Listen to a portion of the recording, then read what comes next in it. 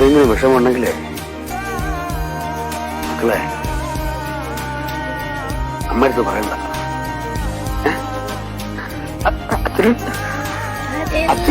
അച്ഛനടുത്ത് പറഞ്ഞു പോയി. அலைக்கடலின் நடுவே அலைந்திடவா தனியே படகெனவே உனையே பார்த்தேன் கண்ணே. புதை மணலில் விழுந்தே புதைந்திடவே இருந்தேன், குறுநகையை எறிந்தே மீட்டா என்னை.